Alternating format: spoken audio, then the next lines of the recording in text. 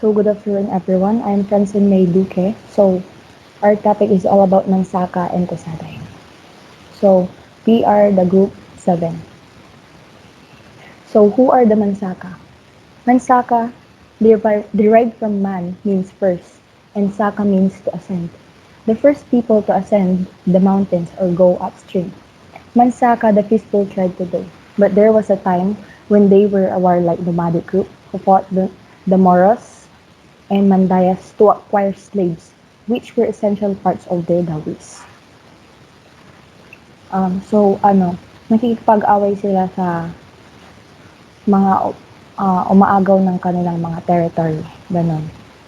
Which were essential parts of their dowries under Manava linguistic is or are Taga-Kaulo, Davaweno, Isamal dialects language. Dowries means property or money brought by a bride to her husband to their marriage. So, the Mansaka is an ethnic group found in the southern part of the Philippines, particularly in the provinces of Davao del Norte and Compostela Valley. So, here's the geographic location of Mansaka. Mansaka people. So, tasaday.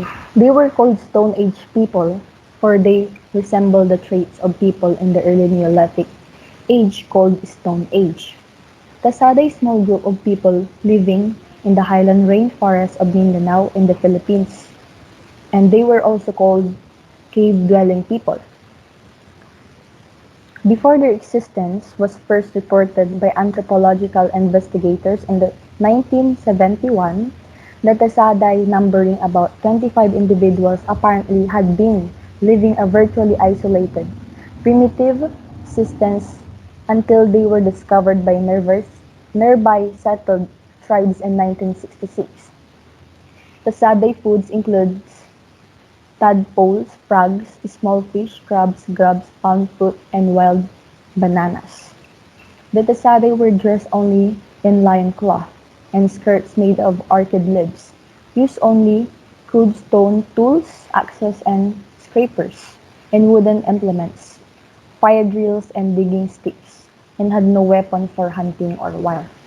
So, they were using stone tools.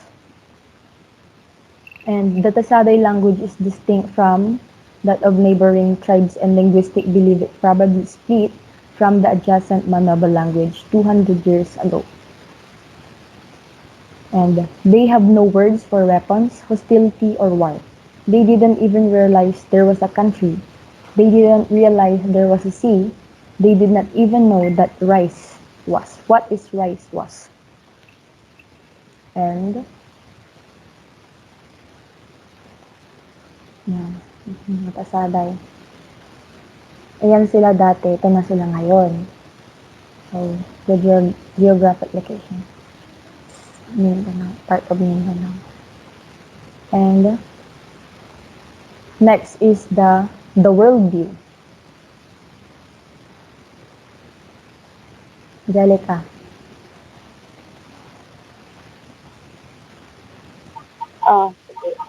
So, the worldview. Religious belief and practices sa Mansaka naman. So, Balyan or shaman, usually female medicine person who officiates in rituals involving sickness, death, planting, and harvest.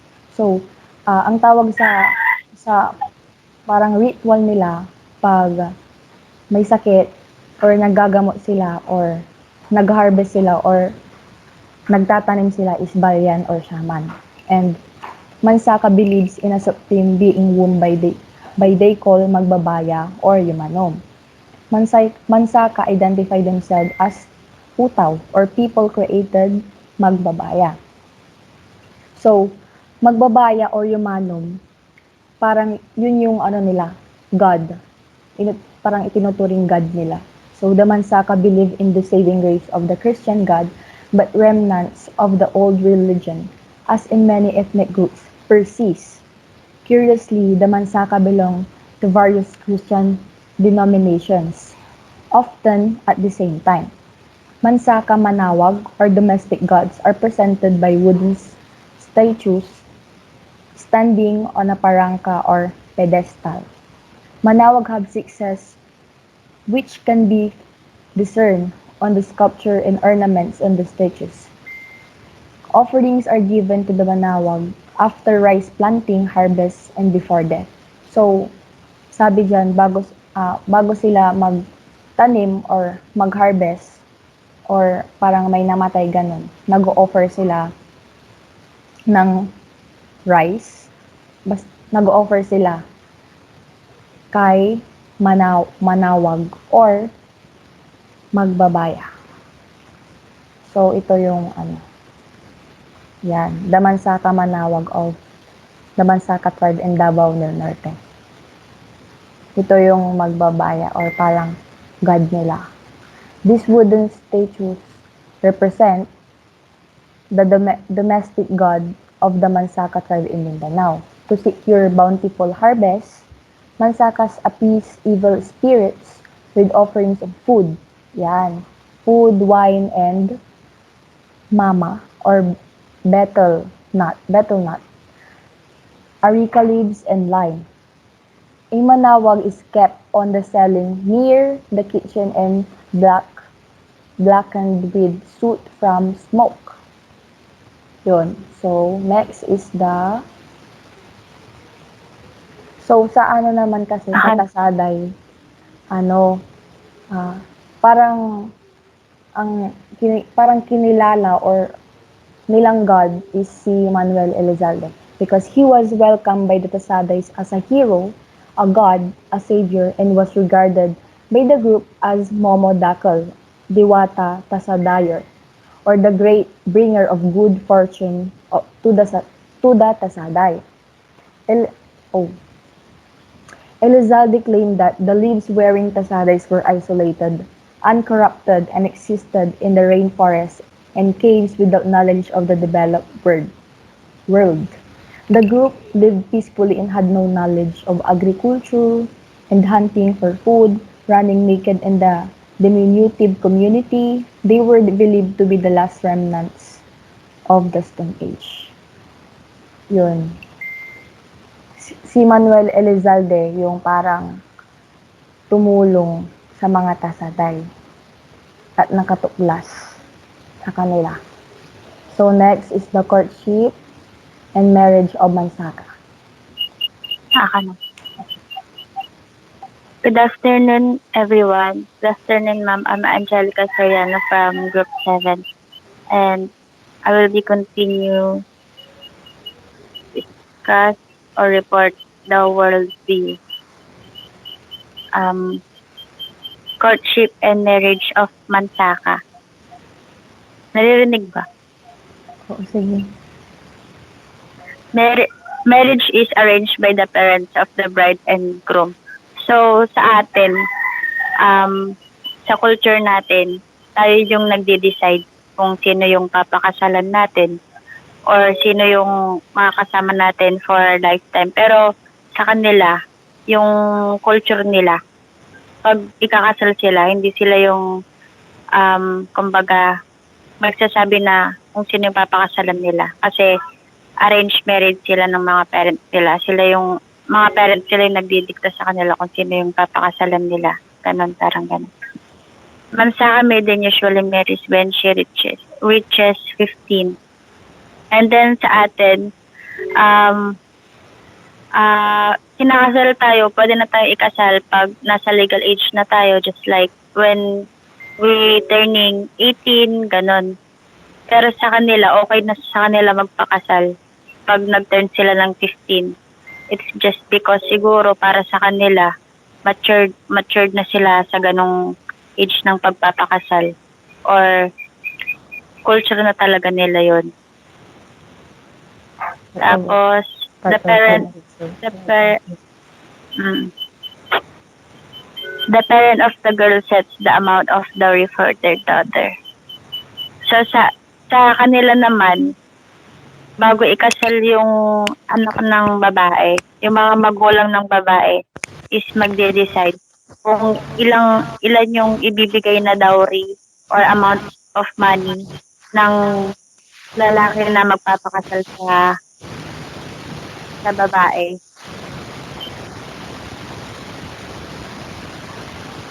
And Hello. the wedding ceremony consists of an exchange of rice between the parties. The man takes rice on his hand and feeds his bride and vice versa. Pinapakain pinapakain ng rice gamit ang kamay nung bride. It is followed by a religious rite to ensure the happy future of the couple. Parang ah, parang meaning parang happy future ganun. An elder and a tribal leader officiates the wedding ceremony and sit with them at the table. So next, Tasaday. Many of the tasaday have married wives from Blit. They call the place Tana. They could not freely go out to get food as was their custom. so sa Tasaday, ano, kasi nga parang wala silang ah, culture ganun. So parang na naanuhan sila ng manobo blit. Parang na-influensyahan sila. So parang yung mga tasaday, parang sinusunod nila yung mga culture ng manobo blit. Ganon. Tas ah, para dumami yung lahi nila, yung mga manobobli, inasawa nila yung mga tasaday. Ganon. So, that is the death practices of Mansaka. Death practices of Mansaka. Burial jars, some of them dating back to the later Neolithicum, are being discovered all over Sumatra, Java, Central Cel- Celebes, Minahasa, and recently also in the province of Cotabato, Mindanao. Throughout Indonesia, burial sites are often marked by pole and jar, sometimes crowned with a house or a roof. Some tribes' no symbols are more sacred than pole and jar. It likewise would explain why small wooden imitations of burial jars are exposed and worshipped in the houses of Mansaka. Good afternoon. I am David Leonard Emandia, and today we are presenting about the material culture of Tasaday and Mansaka. So material culture is all about the traditional clothing of Mansaka. It is all about that there are a number of visual difference in the entire world by the different generations of Mansaka. In general, Mansaka fashion tends to use a lot of lines with shapes such as diamonds and square versus the use of circles when looking at the old photos of Mansaka. Women, you will notice that most had very prominent bangs, showing that these can also be seen in the photo above of the older Mansaka. Women, their bangs are part of their fashion, which again use the straight lines them large earplugs or barikog in their earlobes, shell and wood bracelets, and circular silver bracelets or paratina are also common elements of mansaka dress which are becoming harder and harder to find. The heads that Baya Shina on loss, a young Mansaka leader from the Tagum city is wearing above is a very common piece being adopted by the younger generation. Likewise, the panahiyan is the eloquent stitching on the shoulders and is an important part of the Mansaka dress. So you can clearly see the reddish panahiyan in Sheena's dress above. So what does it mean? Let's go to the clothing, which means that women adore their bodies with sampad platina or balyog and bracelet. They wear decorative combs of colorful beads and beaded hairpins. So may have bangs or tie their long hair. At the back, a portion remains untied near the ears. Then also we have blouse of a daughter of the nobility is full of design motif called pianiugan or and also biatonan and then limpatong and binawid. Then let's move it. Um, their clothes are made from abaca and saragboy, a soft cotton-like cloth from native shrub. Also men wear shirts, pants, or sirautanan, also made from abaca and woven by women of the tribe. As you can see, this picture is the photo of the Mansaka tribe, which one of them is wearing a traditional cloth. This is the traditional cloth of Mansaka tribe. Then next, as you can see, there are the Mansaka tribe, and then at the down of it, you can see the reference of the pictures that we seek of it, that we found in internet. And then the houses of Mansaka. The traditional home of Mansaka tribe is called the Uyaanan. It is a single room structure usually built on top of a tree and is usually elevated 3 meters from the ground. The structure is supported by timber posts while the entire house is usually made of bamboo. And then as you can see that this is the Tasaday tribe. At down of it, you can see the reference where we get the pictures. Then let's get to the part of arts and craft and weapons. Although they have a hunting weapons like this is the definition of it. Litag, tuklo, or spear. Budyak, katal, sumpitan, or what does it mean is blowgun. Karagsag, aredyas, purot, busog, ututan, pira, nasan. In other term, other economic activities, metalcraft, presence of Pandayan is a blacksmith shop. And then weaving dagmay abaka cloth with designs woven with three types of fibers, bintok, sikarig, kanarong, and then also we have wood carving, pottery, basketry. It, and then let's proceed to the weapons, weaving, and pottery of the tribes of Mansaka and Tasaday. Tools of Tasaday. It is all about the three figures of it. So I'm gonna read the definition of it. Until about 5 years ago, they reportedly subsisted exclusively on products they gathered from the local rainforests and streams, their only tools being the digging stick, stone, croppers, pounders, and choppers, and hafted stone hammers and axes. These tools are the tools of Mansaka and Tasade tribe. Then let's proceed to the ornaments of Mansaka. As you can see on the picture, it is their ornaments. While single string necklace with glass beads, four cowrie shells, two cut teeth, and then three beads of uncut and unpolished stone. That is all about of the ornaments of Mansaka. And the down of it, you can see the reference that we got the picture in internet. The next reporter will be Princess Karel. Okay. Social organizations.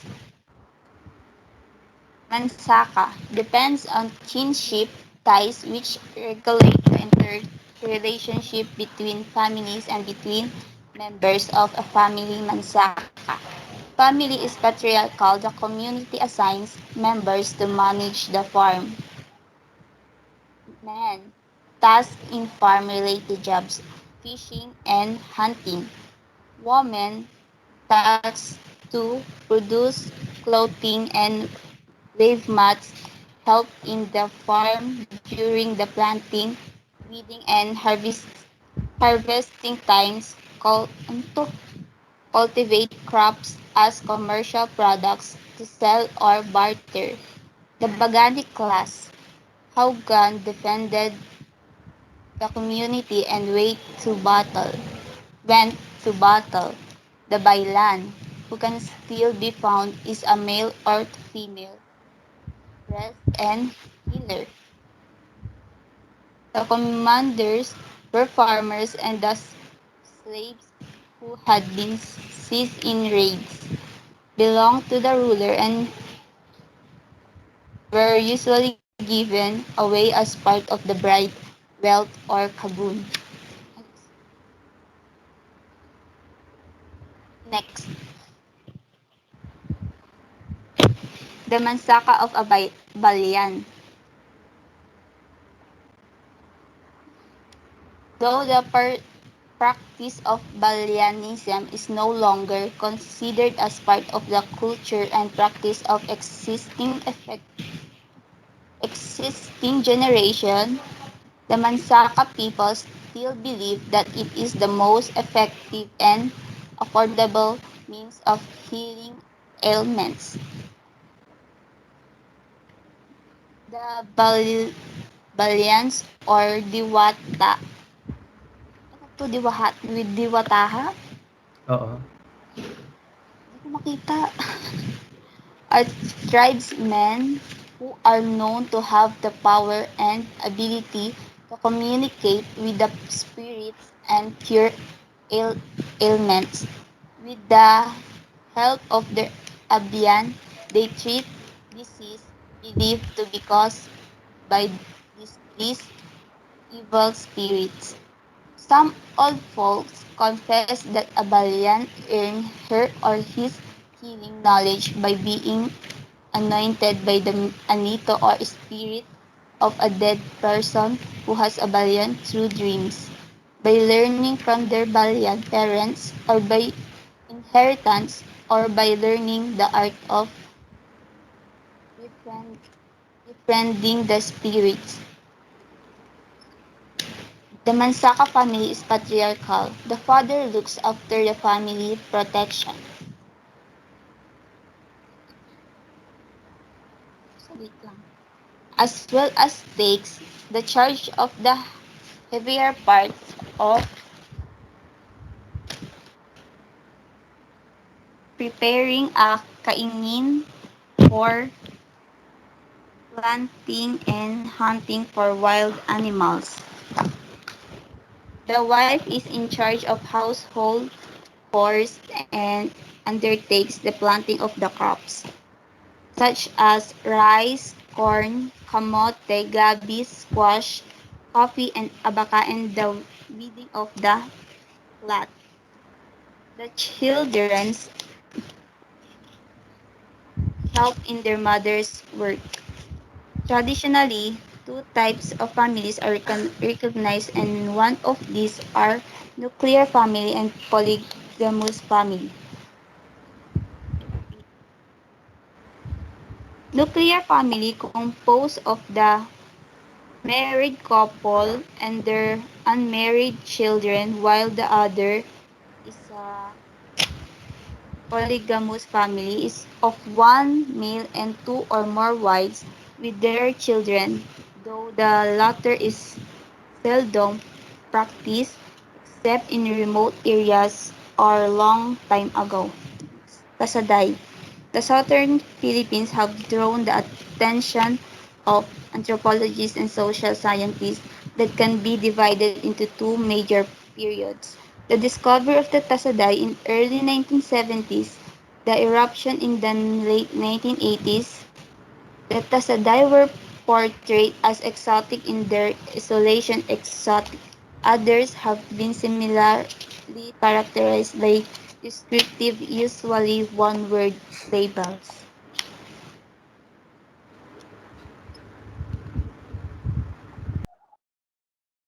Good day, everyone. My name is Julian Piñaranda, and I will be discussing about historical events and important events of the Mansaka and Tasaday group.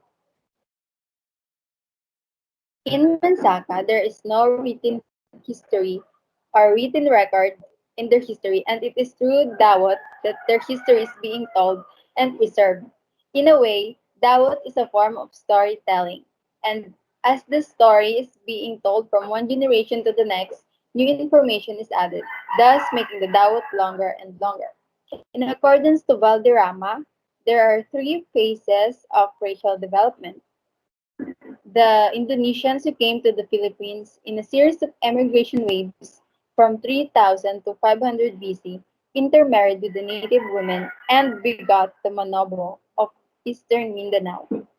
And then the Malays who migrated to the Philippines between 300 to 200 BC intermarried with the Manobo and begot the Mandaya Mansaka. The Chinese came in the 13th century and through intermarriage contributed further to the racial development of the Mandaya Mansaka. And then the whole island of Mindanao had eluded Spanish colonial rule until the second half of the 19th century. And then in year 1851, Davao was made the fourth military district of Mindanao. Substitution of the Muslims with the Christian Spanish period slavery was halted, practiced by some Islamized groups, introduced Spanish reduction. Was partially successful, American period Mandaya Mansaka were encouraged to work in coastal plantations and adopt the lifestyle of Christianized natives, develop abaca industry during the Commonwealth. There were laws liberalizing Christian migrations to the settlement areas of the Mansaka. So in year 1851, when Davao was made the fourth military district of Mindanao, yung slavery between Muslims and the Christians is na-stop, pero napalatan siya ng Spanish reduction. And then moving on to the history of the Saday.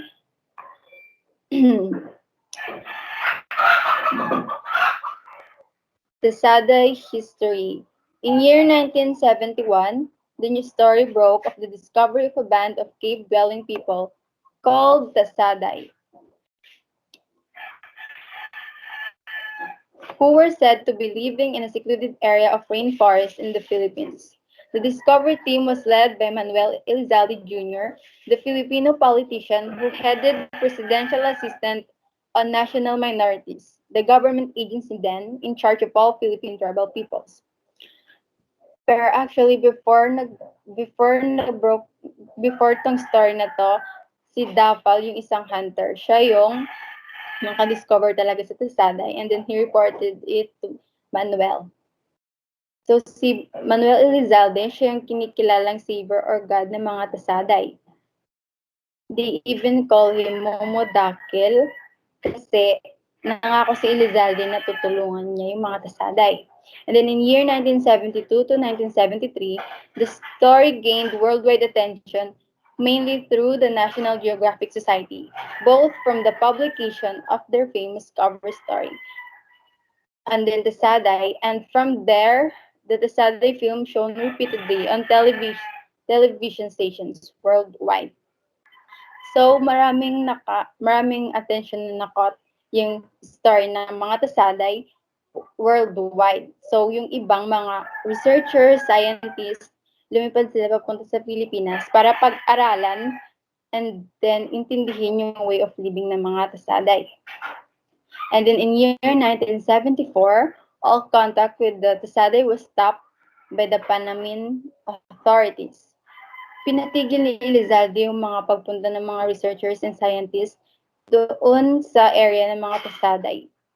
And then President Marcos, naghain siya ng presidential decree na proprotekta sa mga Tasaday at saka sa mga lupain nila from the researchers.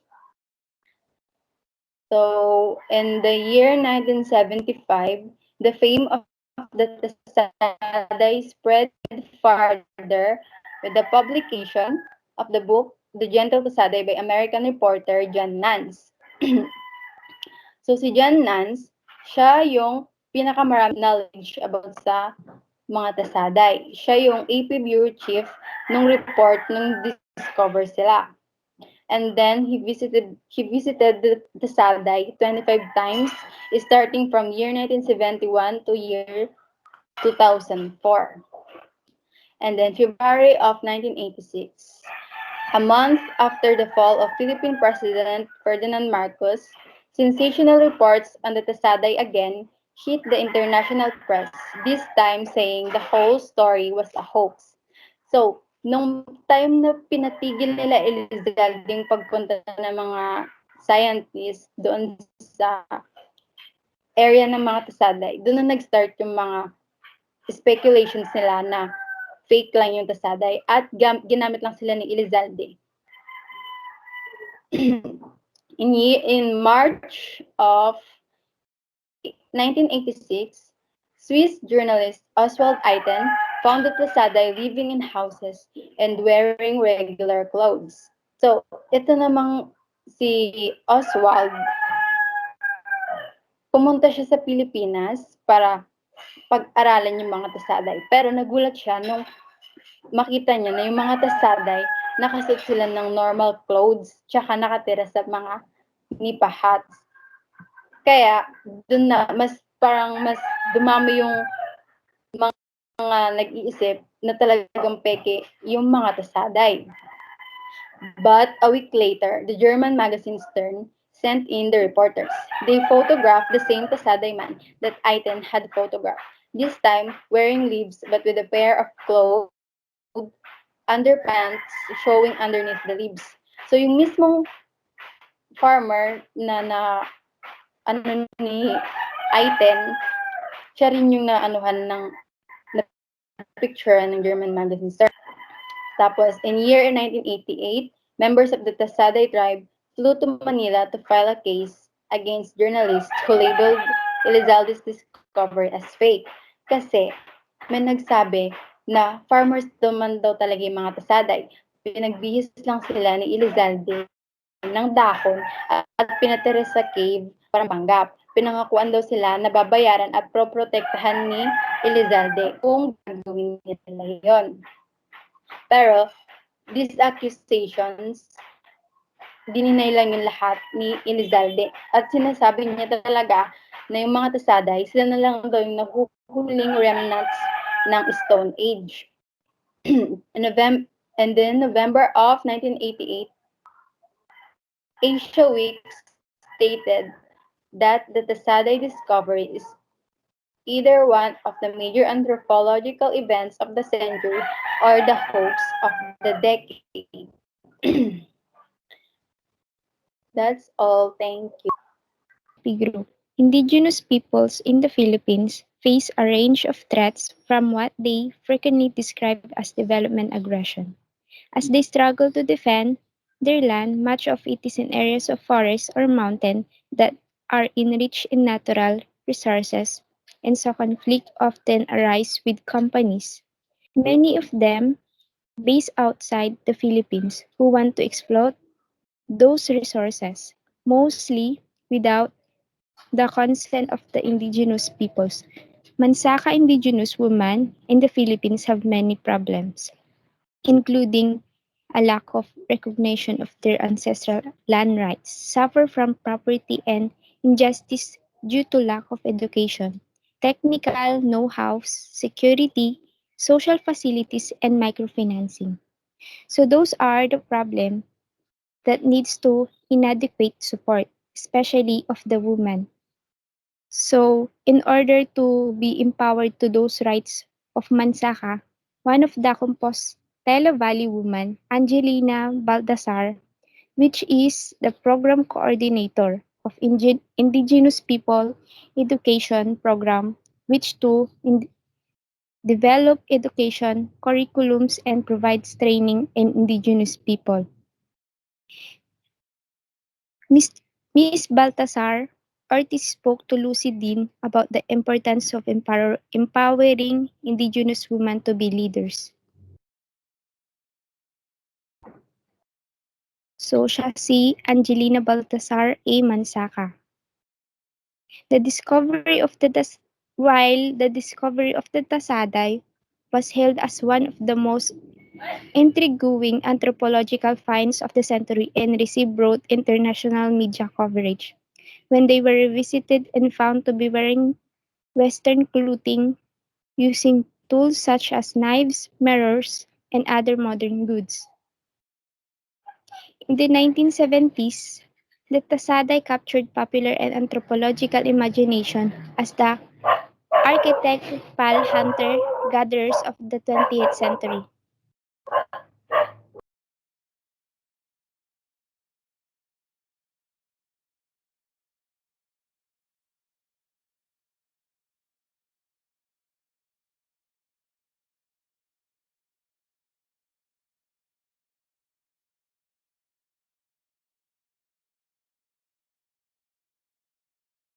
So one of the confronting issue of the tasaday is the Stone Age tribe that never was it was, the biggest hoax of the century that fooled the world.